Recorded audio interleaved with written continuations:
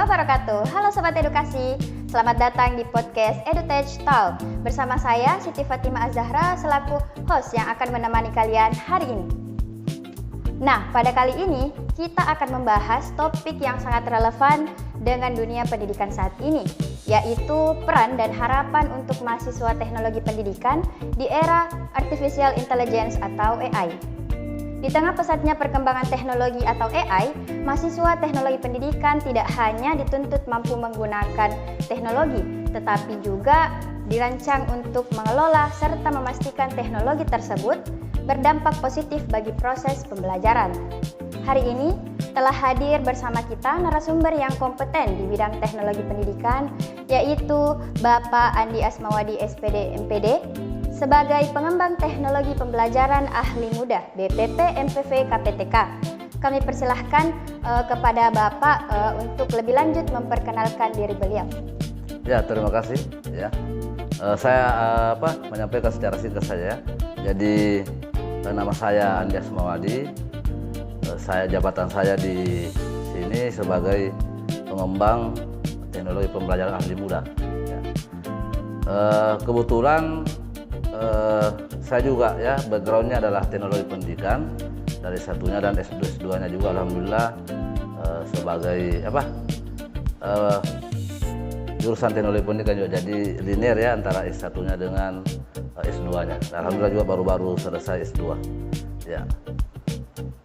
Oke, Masya Allah sekali ya teman-teman. Jadi beliau adalah salah satu lulusan teknologi pendidikan S1 maupun S2.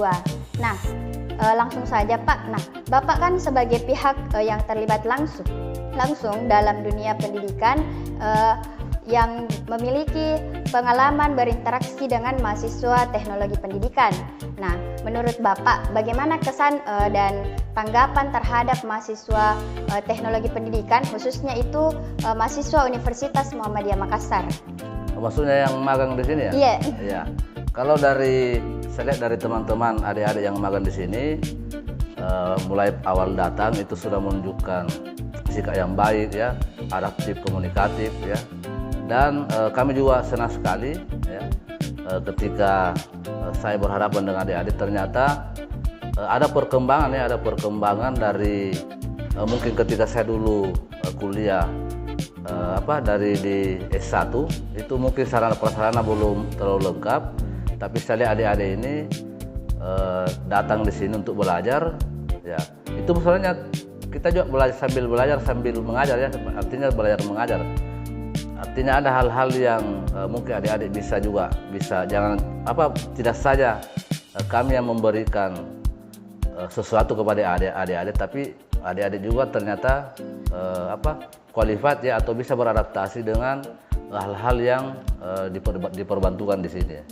Ya, jadi saya lihat komunikasinya bagus, kemudian keahlian adik-adik juga itu sangat kami butuhkan ya. Jadi adik-adik bisa beradaptasi dan adik-adik juga bisa melihat lingkungan kerja di balai ini mungkin juga bisa menjadi bekal nanti ketika adik-adik juga sudah terjun di dunia kerja, bahwa oh ternyata begini di dunia kerja. Apalagi balai kami juga ini mengampu bidang teknologi informasi dan komunikasi ya. Jadi sejauh ini kami anggap sangat luar biasa. Kalau di rating antara 0 sampai 10 mungkin 10,1 ya, saking mantapnya ya.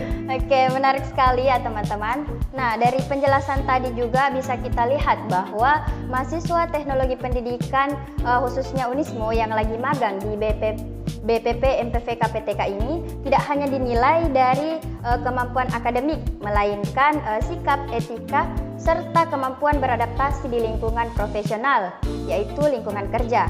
Nah, berbicara soal adaptasi, tentu kita tidak bisa lepas dari perubahan besar yang sedang terjadi ini. Nah, misalnya perkembangan teknologi terkhususnya itu di dunia AI. Bagaimana itu tanggapan Bapak tentang peran mahasiswa teknologi pendidikan dalam menghadapi atau memanfaatkan perkembangan yang ada di dunia pendidikan saat ini? Ya, luar biasa sekali pertanyaannya. Ya. Nah, memang kita sebagai mahasiswa teknologi pendidikan ya, atau nanti adik-adik bisa menjadi nanti alumni, memang kita diharapkan pada ini kan kita eranya adalah transformasi pendidikan ya. Transformasi pendidikan itu bahwa kita sebagai alumni ya atau mahasiswa teknologi pendidikan harus menjemput perubahan-perubahan pendidikan yang ada ya. Kita harus beradaptasi. Adaptasi di dalam hal ini, adaptasi secara keseluruhan dalam pembelajarannya ya, mulai dari mungkin adaptasi di kurikulumnya, adik-adik juga harus tahu kurikulum yang berkembang selama ini, kemudian adaptasi di teknologinya, karena kita adalah pengembang nantinya ya, kita akan menjadi pengembang. Jadi teknologi pendidikan ini saya juga lihat di beberapa tayangan di televisi ya, adalah merupakan memang salah satu job skill ya yang akan bertahan untuk beberapa puluh tahun ke depan karena sangat dibutuhkan. Jadi perkembangan teknologi pendidikan mungkin adik-adik sudah lihat selama ini ya, bahwa teknologi sudah masuk, belum lagi dengan munculnya artificial intelligence atau kecerdasan buatan. Ya, AI ini ya yang awalnya kita tidak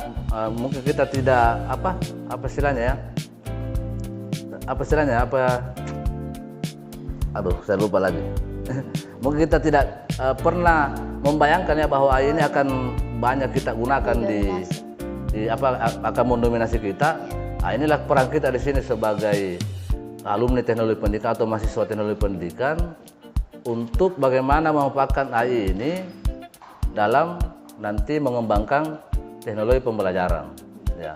AI ini kan bisa bermata dua ya, bisa digunakan hal yang buruk, bisa juga digunakan hal yang baik. Nah, itu tanggung jawab kita di situ. Ya, sebagai ranah kita ya dalam pengembangan teknologi pembelajaran, bagaimana kita memperkenalkan atau menggunakan AI ini, mengembangkannya sehingga bisa digunakan di dunia pendidikan, khususnya di sekolah-sekolah seperti itu. Oke, jadi teman-teman bisa kita pahami sebagai alat pendukung, AI itu berguna sebagai alat pendukung yang potensial, bukan sebagai pengganti peran pendidik. Nah, peran mahasiswa teknologi pendidikan justru memastikan AI digunakan secara tepat dan bertanggung jawab. Nah, dari peran yang cukup strategis ini tentu muncul kontribusi nyata bagi mahasiswa di lapangan kerja. Nah, untuk itu saya ingin melanjutkan ke pertanyaan berikutnya. Misalnya Pak, dalam apa saja manfaat atau fungsi mahasiswa teknologi pendidikan di instansi atau lembaga yang mereka tempati belajar ataupun magang. Nah, khususnya ini kan sekarang mahasiswa teknologi pendidikan magang di BPP, MPV, KPTK. Nah, itu bagaimana tanggapan Bapak? Ya, sejak kami rasakan ya dari adik-adik magang di tempat ini kami rasakan kontribusinya sangat luar biasa ya. Kalian kan bisa membantu kami mungkin dalam membuat media pembelajaran digital ya, membuat modul-modul interaktif, video-video edukasi ya, atau platform-platform pembelajaran lain ya, sehingga kehadiran adik-adik ini sangat relevan.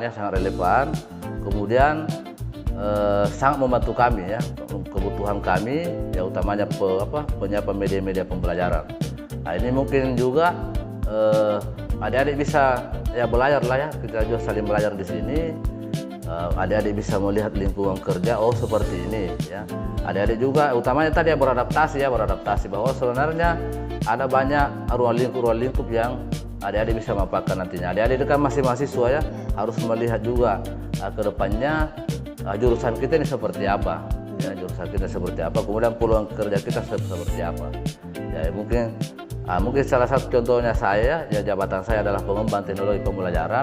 Itu adalah salah satu jabatan ya atau profesi yang mungkin adik-adik itu bisa cita-citakan nanti, bahwa saya akan menjadi pengembang teknologi pembelajaran, karena memang itu domain dari jurusan kita. Nah, seperti itu. Jadi ya mudah-mudahan lah ada kalau kontribusi ya, saya anggap ya sangat luar biasa ya. Berarti bisa kita simpulkan teman-teman bahwa kehadiran mahasiswa teknologi pendidikan benar-benar memberikan nilai tambah baik dari sisi inovasi pembelajaran maupun pemanfaatan teknologi. Dan di sini juga kami ditegaskan bahwa bagaimana teknologi pendidikan itu menjadi lapangan kerja untuk teman-teman mahasiswa teknologi pendidikan ke depannya. Nah, dari kontribusi tersebut, tentu mungkin Bapak ada harapan atau bagaimana harapannya ke depan untuk mahasiswa teknologi pendidikan semakin siap menghadapi dunia kerja dan tantangan yang terus berkembang. Seperti itu. Ya baik, mungkin harapan kami kepada adik-adik ini mahasiswa teknologi pendidikan baik yang magang di sini ataupun di seluruh Indonesia yang masih mungkin dalam tahap belajar di kampus ya pada sampai saat ini, ya kita harus meningkatkan kompetensi ya, kompetensi baik secara teknis maupun kompetensi profesional ya. Di luar kompetensi-kompetensi yang lain ya, kompetensi kepribadian dan kompetensi sosial ya, yang nanti Bapak adik-adik akan butuhkan di dunia kerja ya, utamanya ini kompetensi teknis atau profesional ya. Jadi adik-adik harus adaptif ya. Adaptif itu artinya kita harus mengikuti perkembangan zaman ya. Mungkin hari ini kita seperti ini, 2-3 tahun ke depan tantangan itu seperti apa, itu adik-adik harus melihat ke arah itu ya. Kemudian harus berani berinovasi ya, tetap disiplin, utamanya dalam pemanfaatan AI ya, kita harus bijak ya. Adik-adik akan sebagai pengembang teknologi pembelajaran nantinya yang harus mengawal ini ya, bagaimana AI itu dikembangkan dalam pendidikan ya, bagaimana kita meningkatkan kualitas pendidikan, itu pasti akan bergantung ke media-media pembelajaran ya. Siapa lagi yang akan membuat media-media pembelajaran yang yang relevan ya, kan banyak media-media pembelajaran tapi tidak relevan ya. Adik-adik di sinilah fungsi adik-adik sebagai mahasiswa teknologi pendidikan yang betul-betul harus membuat media ya, modul-modul ya, atau aplikasi-aplikasi atau inovasi-inovasi lainnya yang relevan dan memang dibutuhkan di dunia pendidikan, khususnya di sekolah ya, seperti itu. Oke, pesan yang sangat bermakna ya teman-teman. Jadi kita sebagai mahasiswa teknologi pendidikan bukan hanya dituntut untuk dapat menggunakan atau mengoperasikan, tapi terus berinovasi ke depannya. Bagaimana kita adaptif terhadap penggunaan AI, perkembangan zaman dan lain-lain sebagainya. Nah teman-teman, dari pesan yang tadi Bapak sampaikan, saya bisa tarik kesimpulan juga bahwa kemampuan teknologi itu harus selalu diimbangi dengan etika, tanggung jawab dan semangat belajar yang berkelanjutan, di mana teman-teman dapat selalu berinovasi dengan semangat maupun rasa tanggung jawab terhadap apa yang teman-teman buat melalui AI. Nah, dari perbincangan hari ini, kita dapat melihat juga bahwa mahasiswa teknologi pendidikan Unismu Makassar memiliki peran yang sangat penting dalam menjawab tantangan pendidikan di era artificial intelligence atau AI. Nah, program studi teknologi pendidikan Unismu hadir sebagai wadah bagi calon pendidik dan inovator pembelajaran yang adaptif, kreatif, dan mampu memanfaatkan teknologi secara bijak. Nah, kami juga mengucapkan banyak terima kasih kepada Bapak narasumber atas pandangan yang sangat luar biasa. Mungkin sebelum kita akhiri podcast hari ini, apakah ada statement closing atau ada kata-kata yang akan disampaikan untuk teman-teman sekalian? Ya mungkin ini salah satu pesan saya bahwa adik-adik harus memanfaatkan pengalaman magang ini ya. Ambil banyak pelajaran di sini karena seperti yang pernah saya rasakan dulu ketika magang ya, ada banyak hal-hal yang saya dapatkan di dunia kerja bahwa seperti ini yang kita ini. Kemudian jangan berhenti belajar ya. Belajar itu yang paling penting adalah adaptif. Apa sih yang berkembang sekarang ini? Ya karena kita harus mengajar teknologi, bukan teknologi yang menunggu kita ya. Jadi kita memang harus banyak belajar, walaupun kita tidak ditunjang mungkin sarana dan prasarana yang mewah atau yang mumpuni, tapi kita memanfaatkan sarana prasarana yang ada ya, seperti itu. Kemudian yang jelasnya jangan berhenti belajar dan memanfaatkan kehadiran adik-adik di program magang ini. Oke, itulah tadi teman-teman podcast kita pada hari ini. Semoga podcast ini menjadi motivasi besar bagi mahasiswa teknologi pendidikan untuk terus berkembang dan berkontribusi. Dan saya selaku host Siti Fatimah Az-Zahra pamit undur diri. Tetap belajar, berinovasi dalam teknologi pendidikan Universitas Muhammadiyah Makassar.